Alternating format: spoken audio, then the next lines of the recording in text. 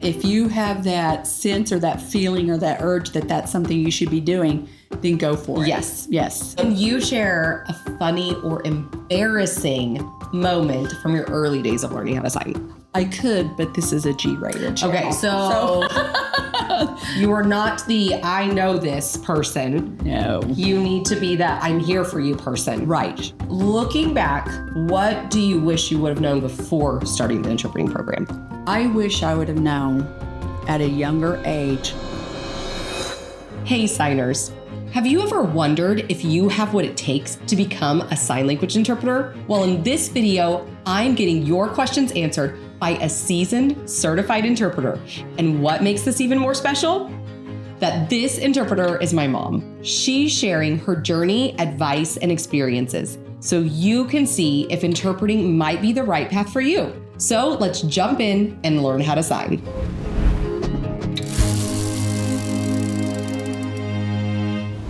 Okay, Mom, I'm so excited you're here. We finally get to do an interview. I have a whole laundry list of questions. So we're going to get started at like the getting started point. Okay. All right. So the first good. question I'm going to ask is, what first got you interested in learning ASL? And I know it's a long story. I know the story, but many people don't. Guys, it's a long one and it's a good one. So here we go. Let's stay in it. Okay. Well, when I was a little girl, my best friend who lived around the corner from me had a sister who was deaf. And that sister would come home for the summertime or for Christmas breaks from the school for the deaf. Yes. And she would come to her home and I would be over there playing. And so one time they were standing in the hall. I can still envision it, that they were having like a little bit of an argument with each other and signing. And I'm standing there, bystander, looking, going, what is going on? What are they doing? And I said to my friend, I said, what is going on? She goes, oh, that's my sister. She's deaf. She uses sign language. And I'm thinking, that's super cool. But my friend was like, come on, let's go and play. And I was like, I'm more interested in this. Yeah. So I did. I went ahead and went and played with my friend. And then I snuck off and I went back into the sister's room where she was in there and she had a poster up on her wall of Six Flags Over Texas. And I remember looking at the Six Flags Over Texas map, and I would point at things that were on the map and she would show me a sign for it. And I thought, this is so cool. Like, this is tree, or this is roller coaster, or whatever. And that was what sparked the interest. That was the very first moment that I learned that people use their hands to sign. And I thought it was so cool. So then later, I went to church camp. Okay, so later, a year later, 2 years, 3 years, like maybe a year later, something like that. There was a lady at church camp who was teaching songs in sign language. And so I was like, oh, I know what that is. And so I signed up for the class. Yes. And I took her class and learned how to sign How Great Thou Art. That was the first song I ever perfect first one to learn. And so that's what started my interest in sign language. Now, at that point, then I didn't have any encounters with anybody else. Not until later on. Right. Later on.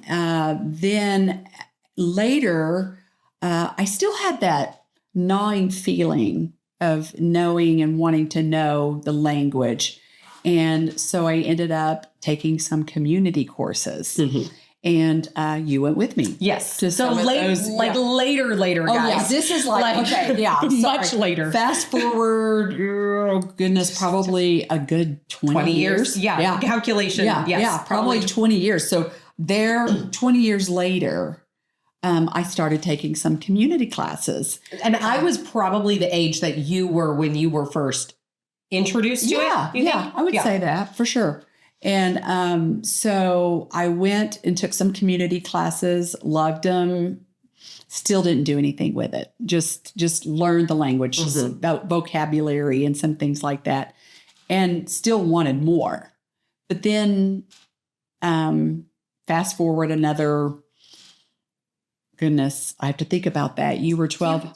Few years. It was just a few years later. It was just a few years later. Yeah. So In 1997, that's when I decided that I needed to become an interpreter. Well, God decided for me. Yes. So, so what happened with that was in 1997, I was sitting in church and the pastor was speaking. I'm going to start crying.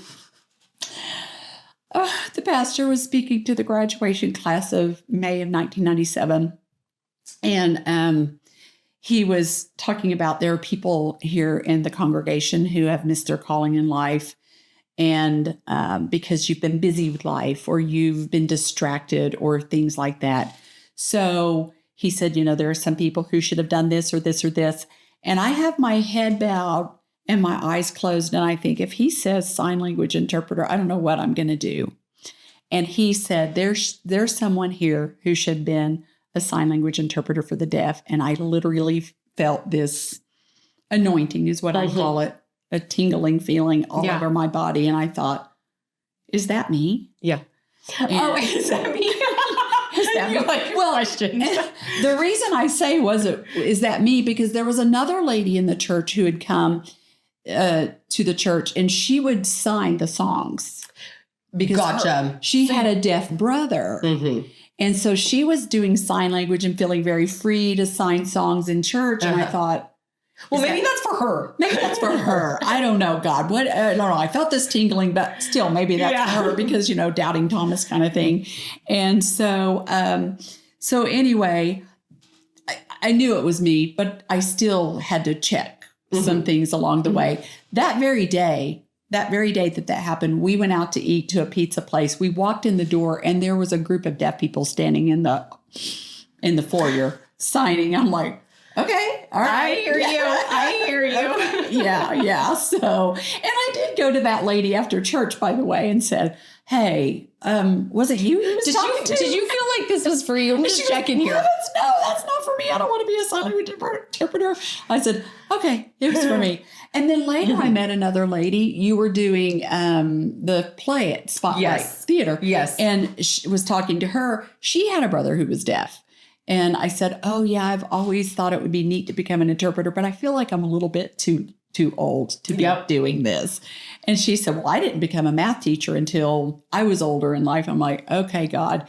I want to say that it was the same age that she said. It was at the exact same age that you were. Yes, maybe that's what it was. Yeah. It was like, because okay, now right. This is. And so I was like, okay, God, you are just checking. Yeah, so, there's like no way that you can avoid this. Right. And that was, I think, in the spring because you were doing like a Peter Rabbit show. Yes. And so I was Mrs. Tiggy Winkle. Yes, you were. That's how I got my start. Yeah. The actress that she is.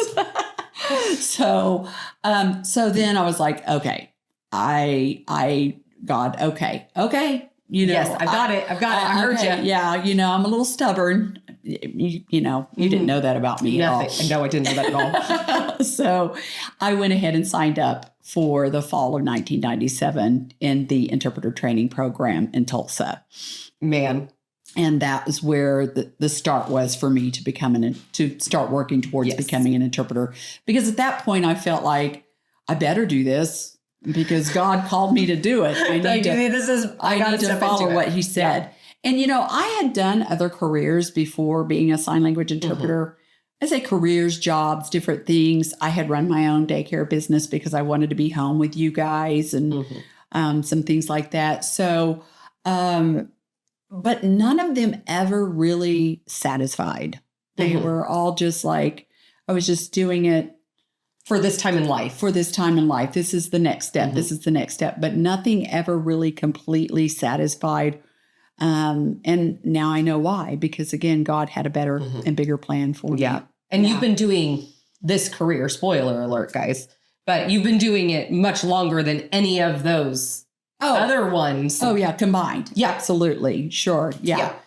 Yeah. Because, and we might talk about this later too, is that, with the interpreting career, you never, ever really arrive. You're always learning. And I'm that kind of person. I need that. I need to always be learning. I need to be engaged all the time. And keep my brain working and going. So yeah. Anyway. Okay. So as you guys can see, it was a long story, but like how many parts to it that led to the path that you stepped into finally. Yes, right. It was just like a little seed to bring you to where you were supposed to be. Where I was supposed to be. Yeah, definitely. Again, a little bit, not paying attention to God 100%. I mean, but when you look at it, your life is like a roller coaster, right? It's you've got these twists, you've got these turns, and in the end, you look back and you're like, what fun was that? Like if it was just a straight path, what fun is that? Right. Then you can't tell people these kind of amazing stories. What a story. Yeah. It was a journey for sure. Okay. So now that we've kind of covered over the initial start to it all, what was the hardest part about learning ASL in the beginning? Okay. Well, I believe God has a sense of humor. And I think for that reason, I had done other careers or paths in life where it was like, oh, that was easy. That was easy. What's next? What's next? So God's like, here, I'm going to give you a little bit of a challenge. You're learning a new language at 37 years old, and it's going to be a little bit of a challenge for you. And so the hardest part for me, I think, was I was 37 and I had a family. I had a husband and two children, two daughters who were, you were approaching middle school, I believe, and Hillary was in elementary school. I was running my daycare at that time, so I was managing that and trying to go back to school in the evenings and do this program and manage that and manage a family. So that was difficult and exhausting. I was exhausted. Yeah. But I knew I had to do it. So I wasn't going to give up. So that was, I believe, the hardest part is just managing the school, the business, the family, and trying to be there for everybody at all times. And yes. Do you feel like there was a turning point in that hardship? Was it like, once you graduated, or did the hardship just continue? I think once I graduated the program and you guys were there to cheer me on and you were super proud of me, I realized all the hard work paid off. Yeah. Because seeing the fruits of your labor on the other side of it. So proud of me. And I looked at it as like, I'm not spending enough time with my family or whatever. But also I was teaching you guys a lesson that if there's something that you want or a career that you need or a career that you're going towards, that you put in all the work and you persevere through all the trials and everything that you're going through, and that you guys could maybe look to me. I'm sorry, I'm so, but like, and see that, oh, my mom did this. Yeah. I can too. Yeah. It's being a role model, even when you don't think you're being a role model. In the moment, I didn't think I was. I just felt like life was chaotic. Yes. But then in the end, that you guys were proud of me. And not to toot like our own horn of like my sister, Hillary, and myself, but we turned out okay, you know. But like you instilled hard work and we did hard work. Right. And showed you what it took to make all the wheels turn when it was, happening. And I mean, you learning how to make hamburger helper and Dad would come in and take over or whatever. I mean, he didn't know how to cook, but he handled you guys in the evenings and got you to bed if need be. And you learned how to cook a little bit. Yes. We just made it all work. Yeah. We stepping up in our roles as a family. Right. Yeah, we were a team. We did it. Okay. So just for a fun one, because there's Okay. been a lot of tears. Now we can laugh. Sorry. Yeah. Can you share a funny or embarrassing moment from your early days of learning how to sign? Well, I could, but this is a G-rated channel. Okay, so because some of the things that we make mistakes on are things that are like, whoops, I didn't mean for it to look like that. Yes, signing and that happens. Things that are like, did not mean that. So you did quite a few of those. Sure, and I think most people do. And when you're first learning the language, that you need to make sure your people are standing up when they're writing and things like that. Yeah, I totally agree. And I think that sometimes people think at the beginning that they have to be perfect. They have to do it all right. You know what I mean? Like when they're learning the language, it's like mortifying if you did anything wrong. But in reality, it's just like a 2-year-old little kid saying the wrong word. I mean, we even have a video of Lane accidentally saying like a cuss word when he's trying to he's learning how to speak. But you like laugh at it. Right. Because it's like, oh, you had no idea. It's not done on purpose. Right. It's literally like, oops, my bad. Learn not to do that again. And we just laugh about it. And I still remember I was voicing for a man and he signed something and I said something different. And the teacher was like, okay, we're done. We're done. That's you went off base on that one. You're like, no. Yes. So plenty of those, which to like, for people watching this, they can relate to, oh, I'm making my own mistakes right now, and I can live and survive, move on from it. You kind of touched on this, but I'd like you to dive a little bit deeper. What steps did you take to become a certified interpreter? So you talked about going to college, but what are those steps in that? Well, I went to an interpreter training program, and now I had been to college before. And so when I went into the interpreter training program, there were some classes that I didn't have to take. I didn't have to take some of the general ed classes. So I did take primarily the ASL 1 through 4 and the interpreting classes and all that. So altogether, that was 2.5-year program.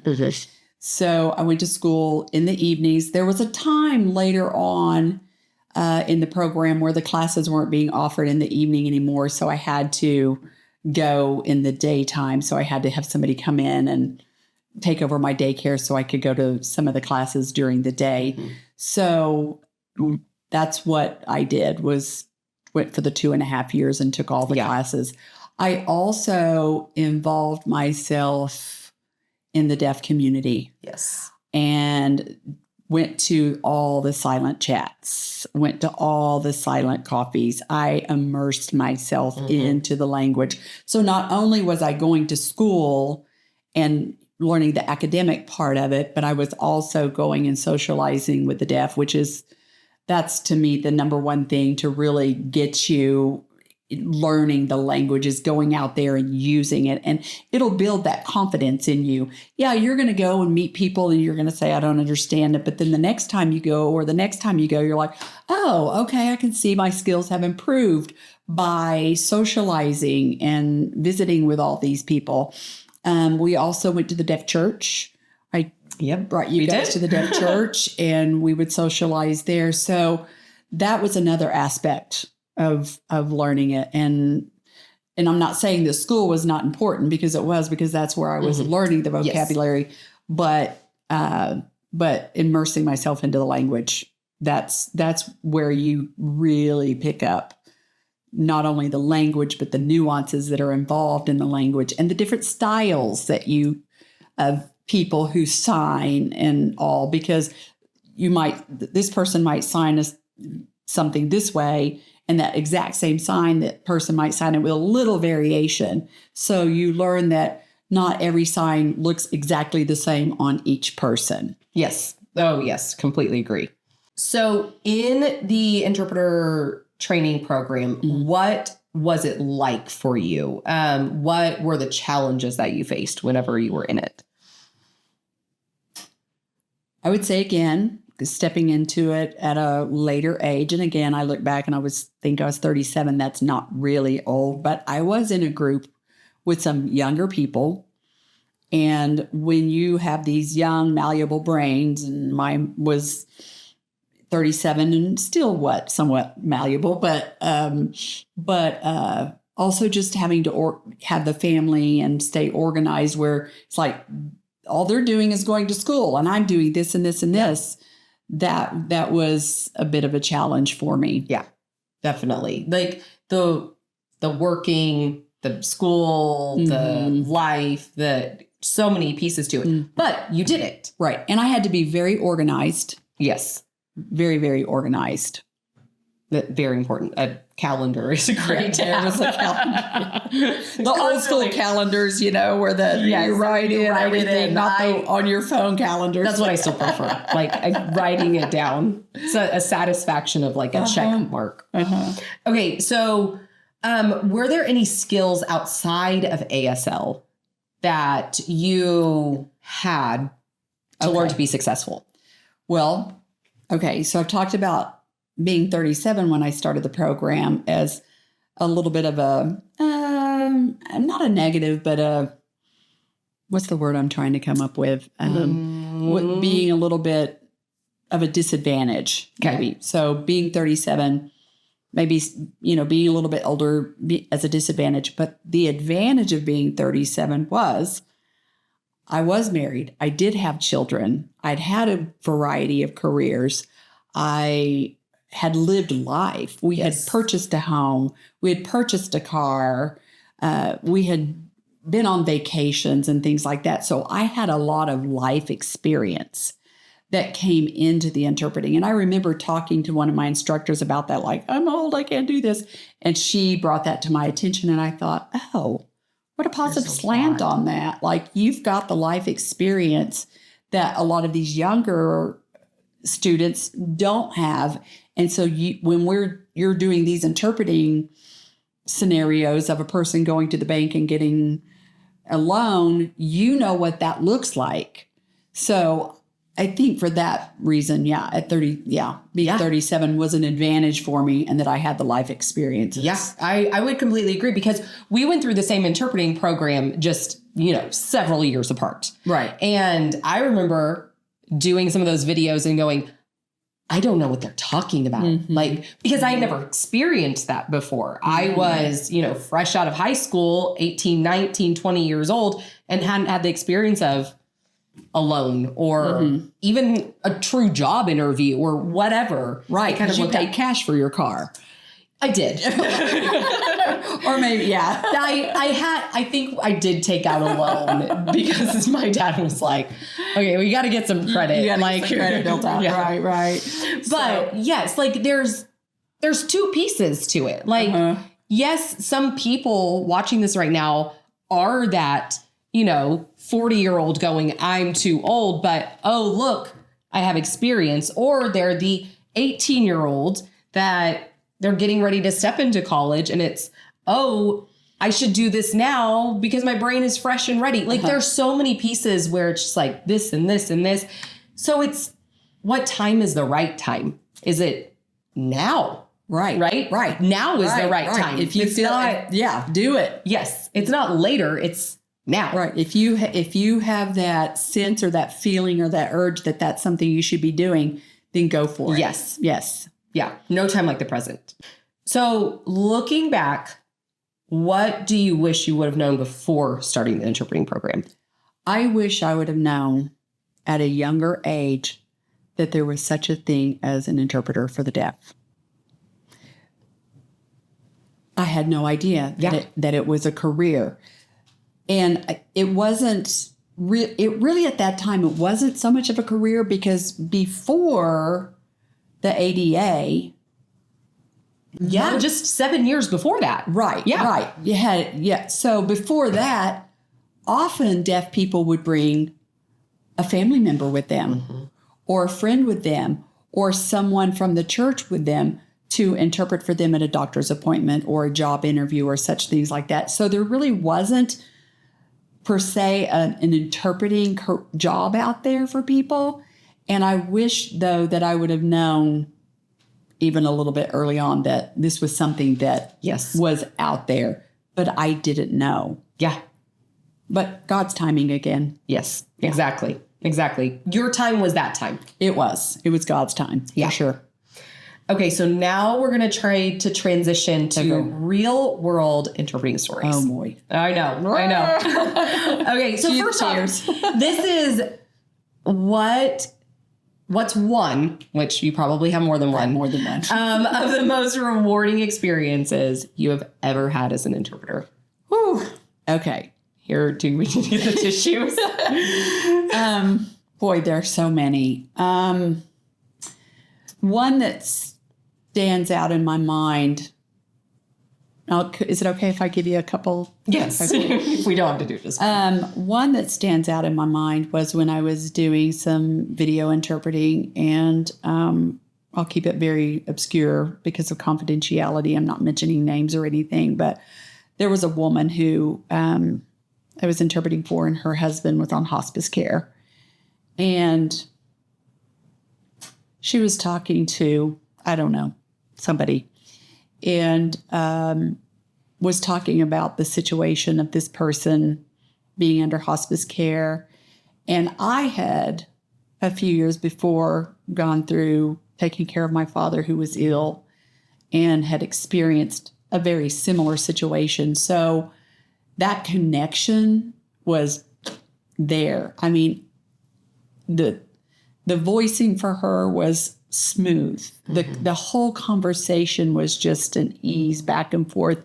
And I remember that woman saying, and I'm not bragging, about myself, but she said, I just wish we could have this interpreter every time. She gets it. Because you were placed there for I was in that phone call for her. But I just remembered thinking, I wish I could have her back too, because I wish I could go through the rest of this journey with her. Mm-hmm. And so that connection there was just, it was perfect. Yeah. So, I get it. What, any instances in the school setting? Because you've had many experiences there. Are there any ones with students that you're like, there's just the connection with some of the students who I've known since they were in preschool and now in high school, and I'm still interpreting for them. And as I step into retirement, they're going to go on, and but it's just been a joy to see how they've grown and matured. Sometimes not always, but they're teenagers. Exactly, they're teenagers. But just to get to see them grow, and to see the light bulbs go on. Yes, when you're interpreting and they understand a concept that you've been interpreting for a week, they finally get it. So it's those kinds of those feelings that you get that you get to be there and you get to be a part of that. And, going into an assignment where you're interpreting the birth of a baby or something like that, or sometimes not always happy that you have to tell somebody they're, not going to make it. And so it's those connections that we, just as hearing individuals, live our daily lives, but as an interpreter, we step into the lives of all these people, and we get to be a part of that. Yeah. Where otherwise I wouldn't get to be. And it's a privilege to get to do that and be a part of their lives, and just hope and pray that I've made a little bit of a difference. Yeah, exactly. So that you were there at the time that you were needed for those situations. Right. Yeah. So I agree. Yeah. I agree. Love it. Have you ever been in a situation where you have had to think fast? And how did you handle it?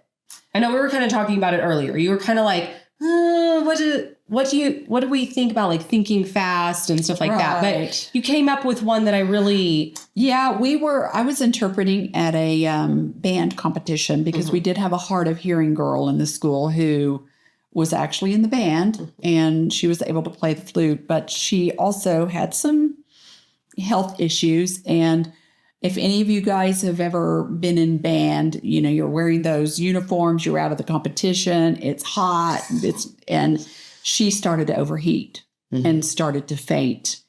And we're just walking across the parking lot and she's melting down. So, you know, I'm the interpreter. And some people say, oh, well, you're the interpreter. That was not your responsibility. No, I'm a human too. And that's the person I'm there interpreting for. So we help get her jacket off, get her cooled down, get her some water and some things like that. So immediately just going into mama mode. Yeah, going into mama mode, taking care of her. Yeah. That was what was most important. Yeah. So I think it's so important to realize and there are times where interpreters have to be the professional person.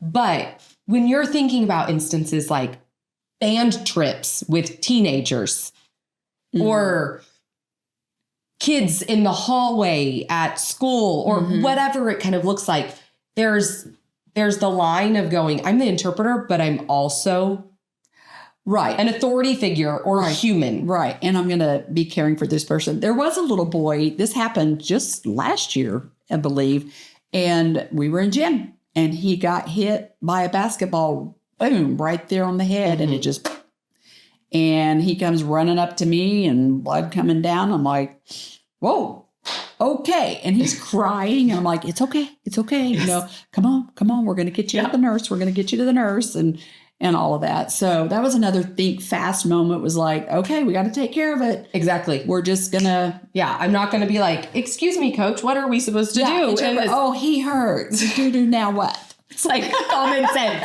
Right. I know what to do here. No, we're going. See ya. Okay.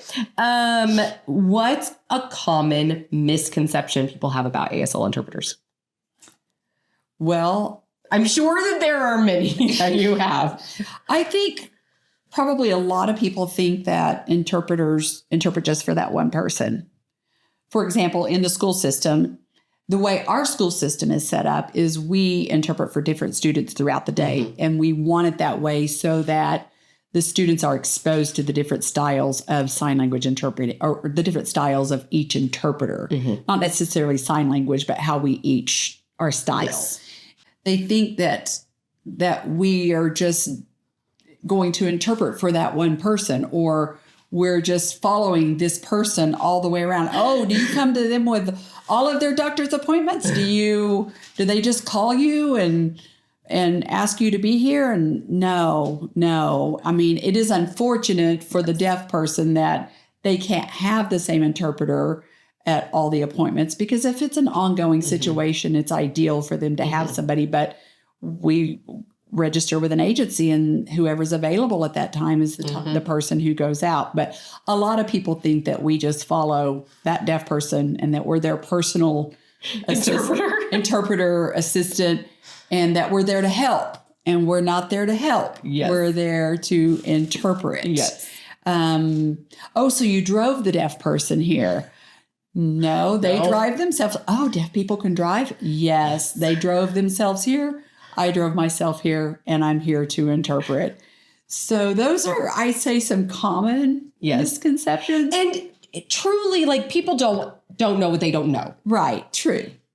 But at the same time, it's like you hear those things so many times over, and you're like, right. No. Right. And so it's educating in the kindest form. And hoping that they take the information and that they then understand it from then on. Right. Yes. Yeah. And they'll also say, oh, are you a friend of hers, or are you a family member of hers, or something like that? Because that is the way it used to be. Yeah. Before ADA. Yes, exactly. Yeah. I hear so many of those all of the time. But I think that it's just so important for like platforms like this to be able to like share that information so people then know. Right. And then they know to share that with others. Right. It's just like once you can share, it just spreads and spreads and spreads. And so just everybody is absolutely has that understanding. Right. Okay. Without breaking confidentiality, can you share a moment when you felt deeply connected to the deaf community through work? Which kind of already gave. I kind of already alluded to that. But yeah, I would say there's been, a lot of situations where you do feel that connection. Because again, we're privy to information, to private information. That's, the reason we have the Code of Professional Conduct is that we are confidential. And that's why you mentioned that, because we go into situations and interpret and we walk out. Of course, like you wouldn't want your information spread. And so we're confidential about that too. So, but yeah, we just are privy to so many different situations that yes, you do make those connections because we are humans, even though we're an interpreter and we're there to interpret, we're still humans. And you just make those connections. Yeah. And it can, so many different situations. Yes. Okay. Now we're going to move to advice for those who are aspiring to be an interpreter. Okay. So this first one is, what advice would you give to someone who wants to become an ASL interpreter? If they are feeling that they want to be an interpreter, just go ahead and do it. Get signed up for the interpreter training program as soon as possible. And there are online programs, but you could also look in your community, because not all communities have an interpreter training program, but there are a lot of online programs available today. Yes. And so they're all through like colleges, universities, stuff like that. Yes. It's not like independent correct certification. Right. It's through colleges. And I will say that from my knowledge, that it used to be that you could have an associate's degree and then go and test to become a certified interpreter. I believe in a lot of states now, and especially for national certification, it requires a bachelor's degree for you to even sit to become a certified interpreter. So I would definitely get signed up for an interpreter training program. Yes. ASAP. Yeah. We get emails all the time of people looking for just like the certification route. And that is not how the path goes. Not anymore. Right. From my knowledge. Yes. Yeah. It's get into a program for an associate's, for a bachelor's, and then sit for those tests, whether it's a national or a state or an education certification, depending on what kind of work you want to do, or what your state accepts. Right. There's so many pieces. There are different types of certifications. So could I just use the example of Oklahoma? Yeah, and just say, so the state of Oklahoma used to be an associates only, and then you could go and sit for the certification test. But now they have changed it where the 2-year program at our community college is learning ASL. It's an ASL program. Then you matriculate to a college in Oklahoma where they have a bachelor's program. And then once you have gone through that program, then you can go and take the quality assurance screening test to become a certified interpreter, to be able to get a job in Oklahoma. Then there's also the EIPA, which is certification test for interpreting strictly in an educational setting, K through 12. So that's a separate test that you have to sit for. I believe that test requires only an associate's degree at this point. Yeah.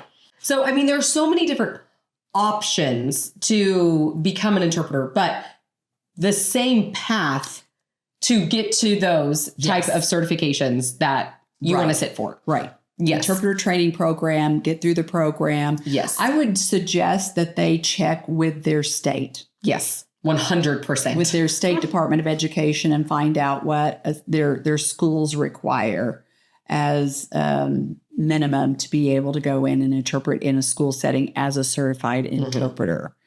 And also talk to the state about what their requirements are to be a certified interpreter in that state and what type of testing system they use, because all states are going to use different types of testing systems as well. Exactly. And I mean, some of them even are like for court interpreting and you just need to know it's the paths or the path that you want to go down to know the direction. Right. And when they go through the interpreting training program, as they go through it, they'll start to find their niche in there. They'll say, oh, I think I want to do education. I think I want to do community interpreting, or I want to do medical or something like that. Mm-hmm. And like you said a while ago, the medical, the court, seems like there's another one, but that those even have like special licenses that you can get specific to that type of interpreting. Yeah. It is. It's broad. It's a lot. It's a lot that you have to figure out as you trek through the system. Yeah. But it's the same starting point. It is the same starting point. Interpreter training program. Yeah. Yeah. Okay. What are some mistakes new interpreters often make? I think that a lot of interpreters feel like, or students feel like they can just go to school and learn it. Ooh, yes. No, that's good. And I'm good. I went to school. I did it. I'm going to go test. Yeah. They have to immerse themselves in the community. They have to get out there, and they that's the way they learn the language. It's like you learn any spoken language too. I mean, I took 4 years of French. I haven't been immersed in that in years. Right. Can I speak it? Un peu. But, when I went back to France for a vacation, I was there for about 3 or 4 days. And all of a sudden it was like, oh, it's all coming back to me. Same thing with sign language. You've got to get out there and you've got to just really get into it and immerse yourself into the language and pair it with the learning that you're getting in the interpreter training program. Yes, 100%. And, oh my goodness. Yeah. Totally agree. I'm sorry, I didn't mean to interrupt. But the other thing is to never, ever say, I've got this. Ooh, attitude. I know what I'm doing and I don't need to learn anything more, because you will never stop learning. Mm-hmm. So if you love being a lifelong learner, this is the profession for you, because the language changes. It evolves just like our English language. And so even with what I learned 20 some odd years ago and words that I'm learning in high school today, I'm like, oh, that has a different meaning to it. And so right. The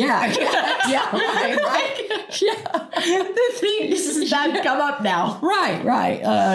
So what's the T? And that one's past second now, but what's the T? Oh. I would say that you never ever really arrive, and don't think that you ever have, that you have to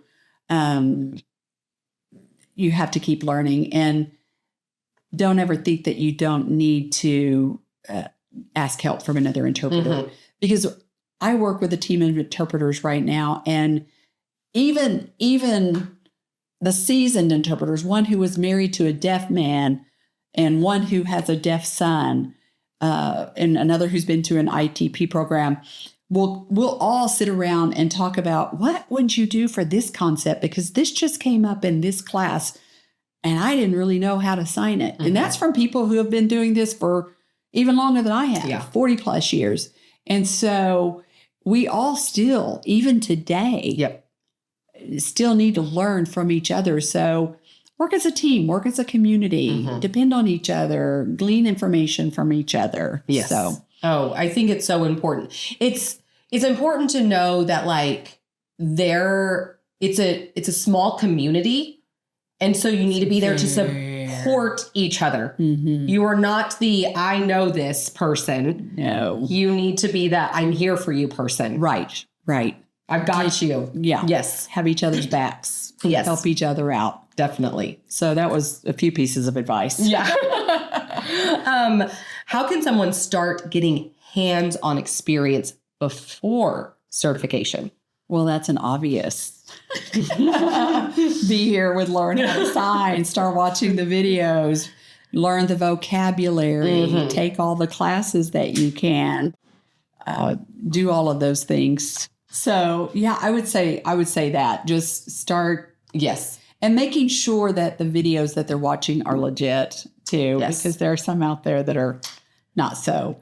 And, but I would say definitely do that. Even tiptoe into those silent coffees, silent chats or whatever. Maybe you just want to go in and sit and just watch at first and pick up on some things. And, but yeah, I'd say just start with your channel, and other channels as well. Oh my goodness. There are so many. Right. Yes. Well, because, today is so different than when I started. How many years ago? Yeah. And so the wealth of information that is out there. Well, it's at your fingertips. Yes, but it's also overwhelming. It can be, but what an advantage that you can sit in your home and watch videos and learn a language online and not have to, pack up your stuff and drive to the school like I did. And go to the lab. Yeah. And get go to the lab. Get the VCR. And because they were VCRs back then. And it wasn't a close drive. I mean, the school that I went to was on the other side of town. It was 25 minutes away. So the fact that you guys, that people have that at their fingertips today is phenomenal. And it's, take advantage of it. Yes, exactly. And with that too, here you are, maybe when you get into the interpreting program, you don't stop utilizing your free things that you have like this online.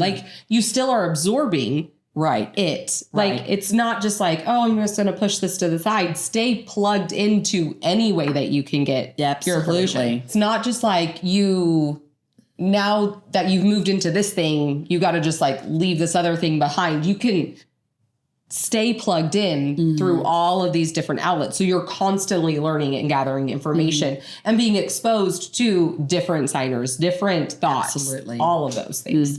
You've always got to keep learning. Yes. And like I said before, even the seasoned interpreters, we still rely on each other and ask each other about what concepts would we do for this particular topic they were doing. I mean, this is, you don't have to add this in there, but the other day we were doing a training on fentanyl at school, and which is, a problem in America today. And so we were all like, how do we sign that? Yeah. We as interpreters, and I myself, we are always going online now to see what resources there are to find information to help us with our job, especially with the new language that's being used today and how people are talking, teenagers are talking or whatever. And it's constantly evolving. Right. And, it's not only just the sign language that we need to stay plugged into. We need to stay plugged into what are the kids talking about at school so we know how to sign that. What's happening in the world today? What's happening in the news today? So that when we're out in the deaf community and somebody brings that up to you, you have some knowledge about it instead of, I don't know what you're talking about. Yeah. So it's staying plugged in. March Madness, when that happens, I remember when I was doing the video relay, I had to know what was happening with March Madness because I would go to work and those people would be talking about that. In the video calls. You need to know. And I needed to know what was going on and who was in it and the names and all the things like that and the signs for all of these teams. So same with any other sporting event, Super Bowl or whatever. You had to stay plugged into what was happening so that you could then go in and have a little bit of what we call schema, some background knowledge. Yep. So important. Yeah. So important. All right. So people probably think of interpreting, right? And they're just I can interpret for anything. But what are the interpreting jobs that are out there that people can, get certified for and know which one is right for them? Right. Well, there are a lot of interpreting jobs out there. The first that comes to mind is education because I work in an educational setting primarily. And there is a great need for interpreters. Yes. We need them. And so if anybody's wanting to go into education, I would say if you want to go down that track, you can. That, does require certification, whether it be your state certification or a national certification or an EIPA, which is specific to educational interpreters. You could also, if you didn't want to be in the educational setting, well, let me back up to educational. You could go into the college setting as well. Yes. You could work in a college. You could work in a tech school because there are people who are deaf who go to tech schools.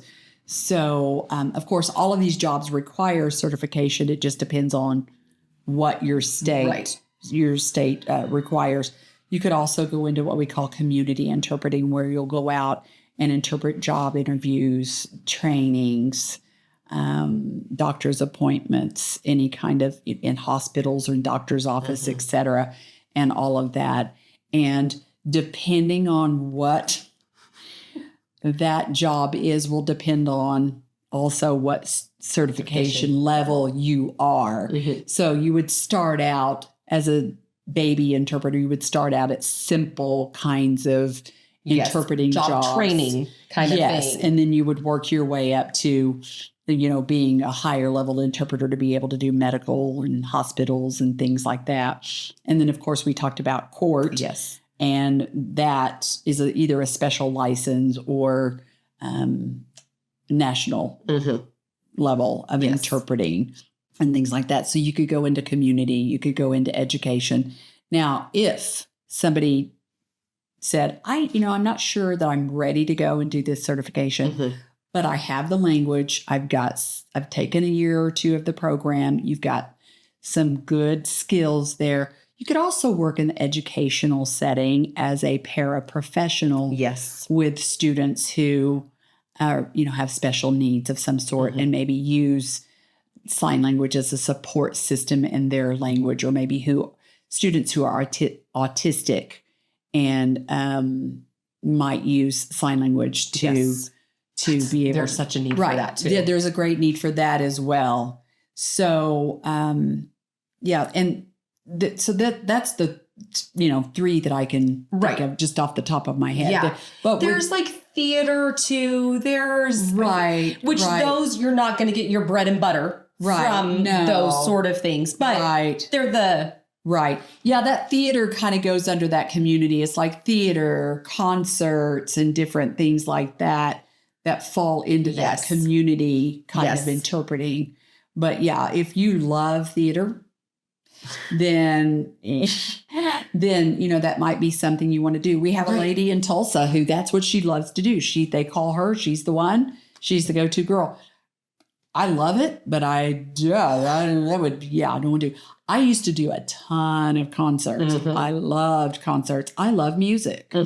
And I still enjoy doing a lot of music. And I've done, I don't know, more than on two hands of concerts, tons. So, so there's a lot of avenues you can go down. You just find out what it is you love, because there are other people who are like, I don't like music. Yes. I don't want anything to do with music, but I'll go do this. Like, oh, great. You go have that. I'm going to stay over here with my music. Correct. Yes. Now we're kind of going to close all this out. A few questions. All right. Okay. This is a real big one. How has becoming an interpreter changed your life? Oh my goodness. That's a loaded. It is a loaded question. It has 25 years. Wow. It's like you need to do a roll screen of looking back at your life now. Yeah, that's right. Right now, it's like the slideshow of your life. Yeah. Wow. Oh, wow. It has,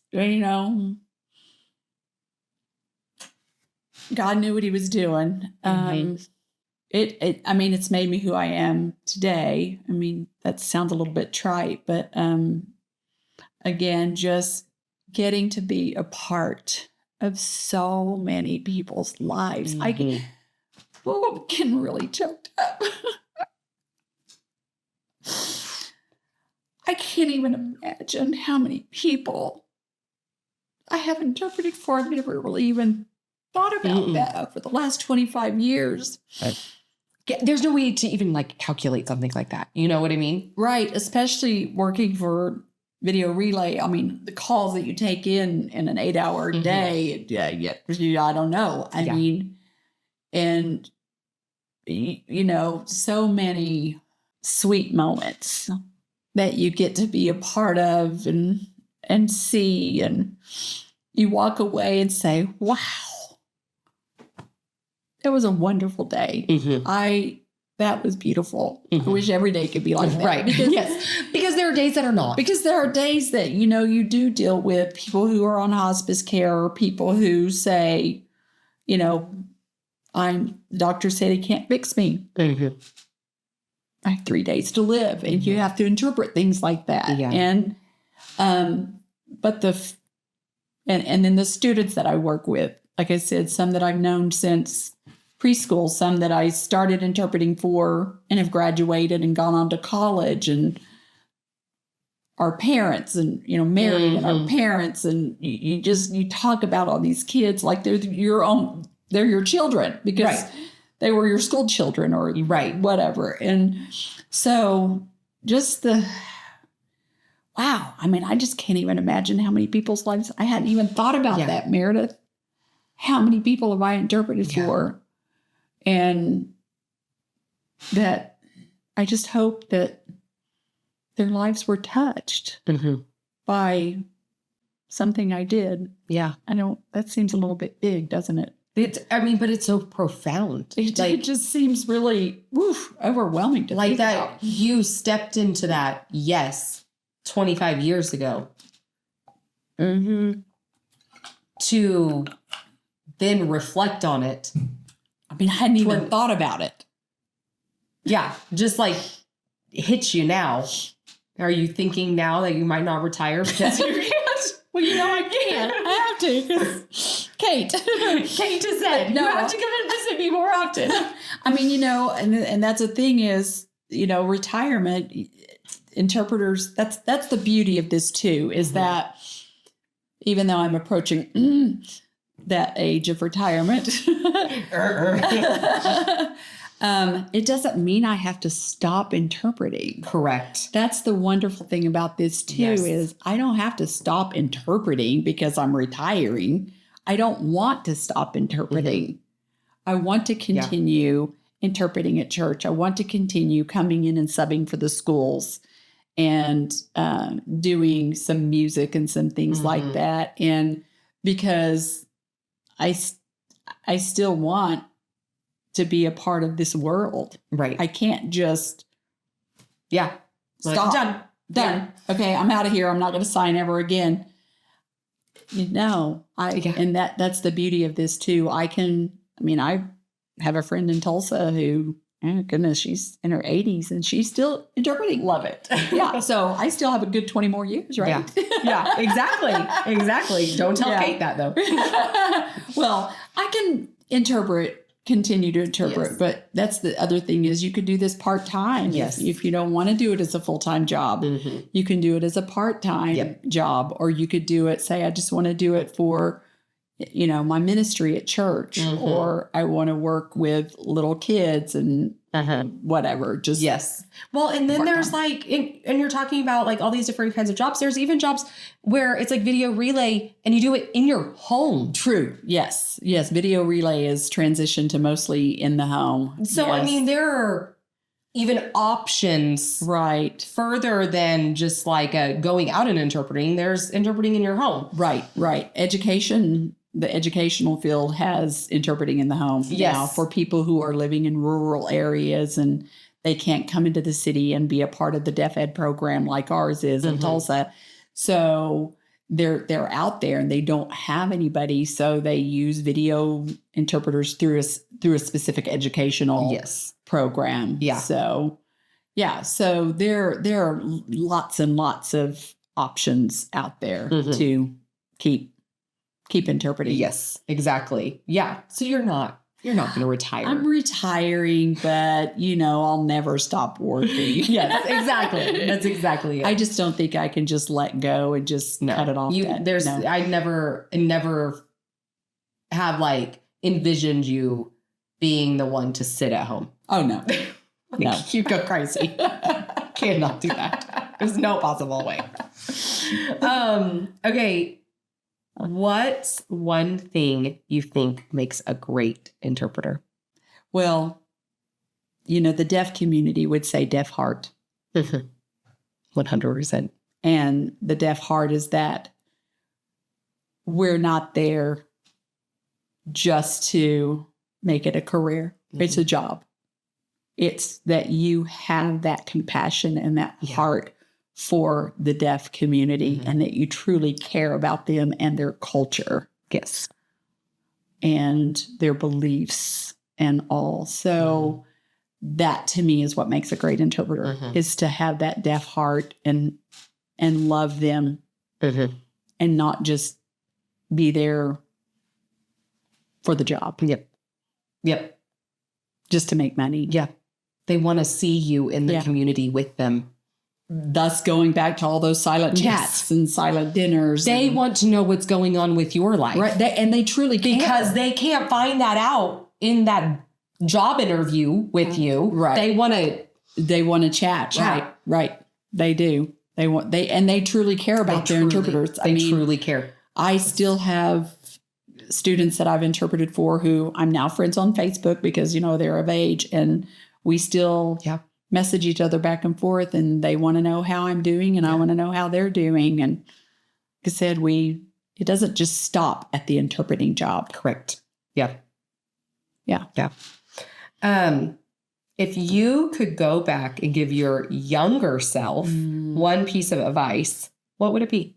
Do this earlier on in life.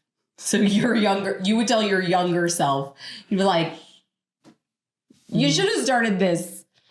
You should have been an interpreter when you started loving sign language at 10 years old. Yes, that was really when you should have started, okay? Yeah, I think that. I mean, if I could do anything over again, it would be... You would have started this earlier. I would have started it earlier that much. Because I love it. Yeah, it's a true passion for me. Yeah. And I mean, that's a testament right there. Like, for people who are watching and going, oh, this is not just like a small part. This can be a part of my life. Yes. Right. It just will enrich their lives. It has enriched my life. Like I said, with all the people that I've met and all the experiences I've had, and like I said before, not all the experiences have been just beautiful. There's sad moments and angry moments and things like that happen through interpreting as well. But you get to be a part of those people's lives. So I would just say, do it now. Yeah. Just if you want to do it, go for it. Start it now. Don't put it off and say, well, I'm too old. I don't have time. Yeah. I'll do it later. Right now I'm doing this. Just get all those distractions and put it behind and move forward. Yeah. All right. Last thing. What final words of encouragement do you have for somebody who is starting their ASL journey? Don't give up. Plug away. You might have challenges. It might seem difficult. There might be days that you cry, because I have during the interpreting program. Yes. And you and I took a program together too, and we had lots of tears. We had lots of laughter along in that program. An amazing community. We had a wonderful community. Yes, find that community as well. Find that group of interpreters, and you guys support each other and just help each other out. But just don't give up. Yeah. You might, like I said, you might have days that you're just pulling your hair out and say, I can't do this. This is too much, because trying to learn the language and, be and learning how to interpret all at the same time can be overwhelming. Yes. So just, give yourself some grace and sit back and breathe if things are overwhelming for a day or so, and then just jump right back into it. Exactly. Give yourself a pause and then get back in it. Right. So just don't give up. It's worth it. Yeah, it is. Every minute. Thank you so much. You're welcome. This was so fun to get to piece together your journey. I think it's actually very poignant, the timing of this interview.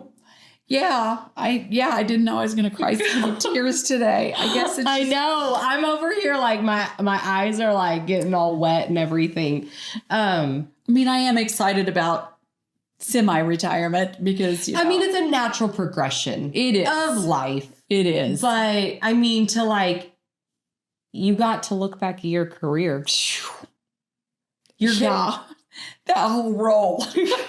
This is what we need at your retirement party. Like, please sit down and watch this hour-long interview. Wow. I was like, all the little shots that I was looking back at, like, oh, no, my it's life like is flashing before me. Like, you like, stop it. not ready At the end. So it really was. Wow. And sorry guys, I cried a lot. It was very sweet. Yeah, it was very sweet to get to like. Yeah, but I do wanted to know though that it's not all tears. That there is a lot of laughter. No, these are tears of joy. Like the tears that you had were tears of joy. Yeah. And who doesn't want it? Tears of joy. Yeah. Right. Like that means that there was true passion and love. Whew. Okay, guys. So what do you think? Do you have what it takes to become an ASL interpreter? If you can come up with other jobs that involve ASL, let us know down in the comments and maybe we can highlight them. And until next time, keep learning how to sign.